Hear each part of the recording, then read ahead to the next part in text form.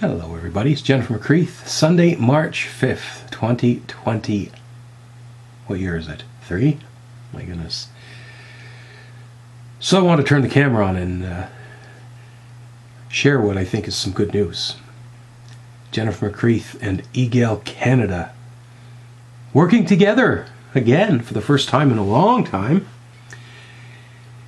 It was brought to my attention that EGALE Canada was partnering with Carleton University to do a study on unemployment and underemployment of trans people in Canada. I'm so glad somebody with the clout of EGALE and Carleton are taking this on. Something myself and many other trans people have been talking about for a long time. Trans people are facing challenges when it comes to getting employment at the level that they're capable of, which is even more concerning because trans people often have additional expenses dealing with transition, as well as other non-trans expenses. So I'm excited that there's a study being done. Apparently they have a lot of people coming forward to tell their stories. I spent 2 hours on the phone telling my story on Friday, and I feel really sad for the government of Newfoundland and Labrador. There was an opportunity to put a nice gold star on this, but it just didn't happen. Spent a lot of time reviewing my history of losing good jobs and struggling to find better jobs and winning job competitions and being screwed over.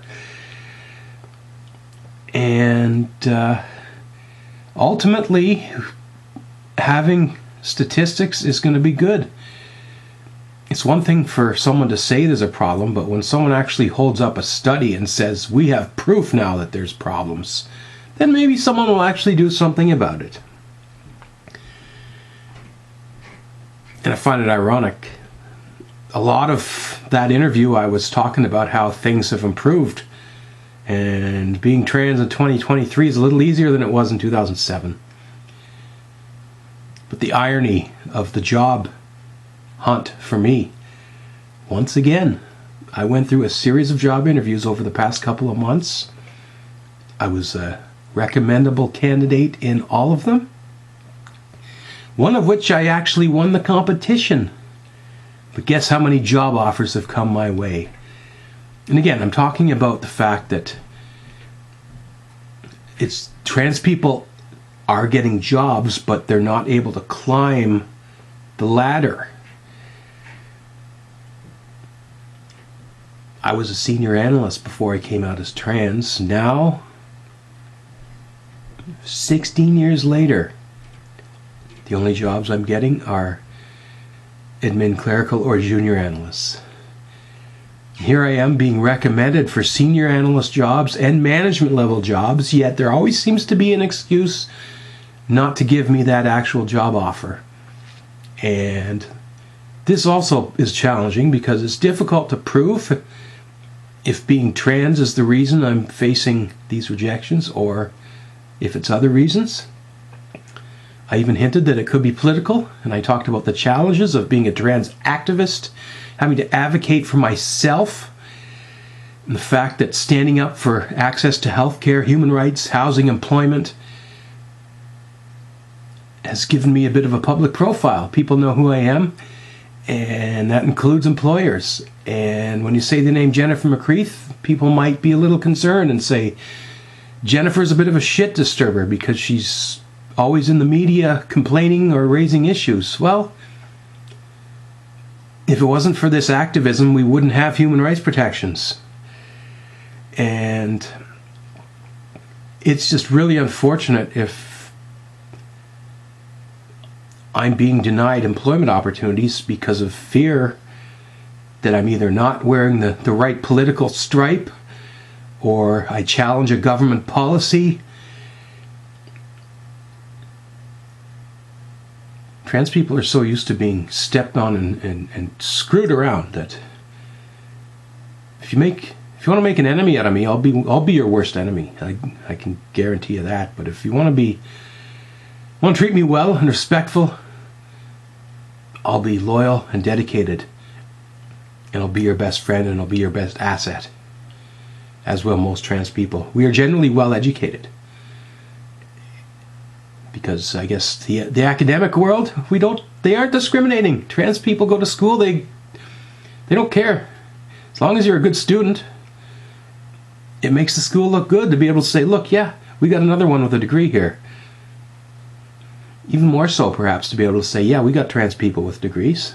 I got one. It's over there on the wall. Fortunately, it doesn't seem to be respected in the working world. So yeah, really looking forward to seeing the results of the study and hoping that it will be presented to people who can actually do something about it. And if you're watching this, Newfoundland government, Newfoundland Public Service, that first place that I just won, I really hope somebody reaches out soon with that job offer, because if not, I'm going to have to launch into a full-blown investigation.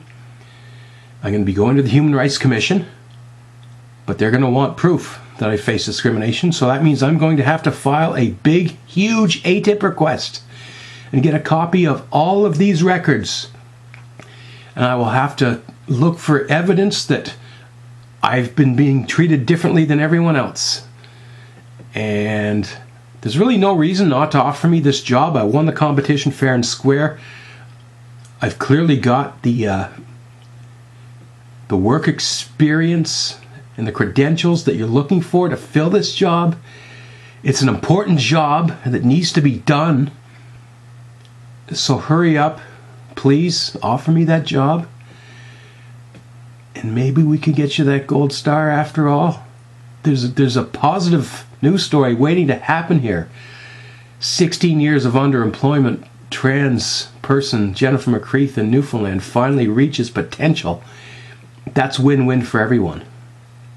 And it's just shocking and frustrating to think that we're still stuck in 2007, where maybe the government of Newfoundland and Labrador is afraid to make a trans person a manager. Oh well, time will tell. I hope there's good news, because I really don't want to have to go through this again. Human Rights Commissions, ATIP requests, it's a lot of work, and it's really not something that should have to happen. But I refuse to sit here and be trampled on. Anyways, we'll leave it at that. Thank you, EGALE Canada, Carleton University, for your role, and I'm really looking forward to seeing the results of this study. Thanks everyone for watching.